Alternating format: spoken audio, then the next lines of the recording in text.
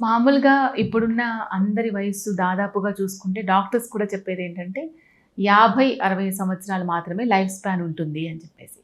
కానీ మీరు 108 సంవత్సరాలు, 109 సంవత్సరాలు దాదాపుగా ఇప్పుడు.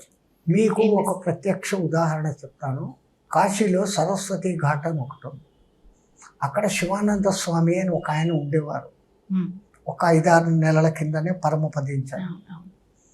ఆయన చనిపోయేటప్పుడు ఆయన వయసు 129. ఒక్క 2-3 ఏళ్ల కింద పద్మశ్రీ అవార్డు ఇస్తున్నప్పుడు, అప్పుడు ఆ అవార్డు ఇచ్చినప్పుడు ఆయన వయసు 124. ఆయన ఆఖరి క్షణం వరకు కూడా యోగా నేర్పిస్తూ క్లాస్ చెప్పేసి పక్కకొచ్చి ఇంకా నాకు చాలు అనుకొని చెప్పి దేహాన్ని పరిత్యాగం చేసిన పుణ్యమూర్తి. ఈ మధ్యనే మీ మధ్యనే ఇక్కడే ఉన్నాడు. వయసు కాదమ్మా ముఖ్యము, ఎలా బతికాం, ఏం చేశాం అది ముఖ్యం. ఆ మహానుభావుడు యోగాకే పరిమితమైనాడు. ఆ యోగా ఆ శరీరాన్ని అట్లా దృఢంగా పెట్టింది.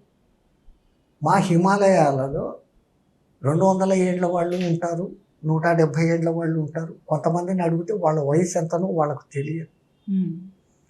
ఒకసారి ఒక మహానుభావుడిని మీరు ఎప్పటి వాళ్ళు అని అడిగితే, ఝాన్సీ లక్ష్మీబాయి సైన్యంలో నేను సైనికుడిగా పనిచేసినాను అన్నాడు ఆయన. అప్పుడు ఆ వయసును లెక్క వేసుకుంటే ఆయనకి ఎన్ని ఏళ్ళు ఉండవచ్చు.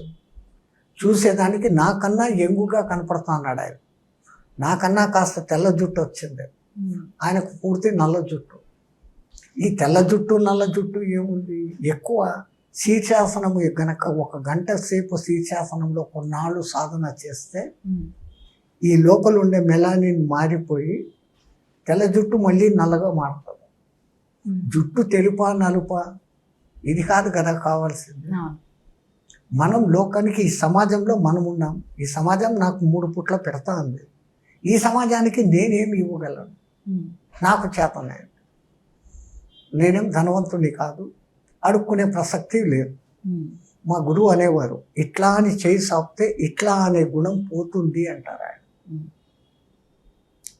మేము దానికే కట్టుబడి ఉన్నాం.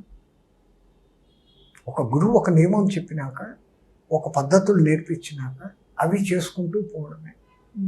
రెండవది ఆసనాలు వేయడం, ప్రాణాయామం చేయడం. కుండలిని యోగంలో ప్రాణాయామం ముఖ్యాంగం. ఆ ప్రాణాయామం చేసినప్పుడు ఏ మనిషికైనా ఆయుర్వృద్ధి అనేది ఖచ్చితంగా జరుగుతుంది. ఆయుర్వృద్ధి జరుగుతుంది కదా అని దానికోసం ప్రాణాయామం చేయడం కాదు, మన వంతు మనం చేసుకోకపోవడం.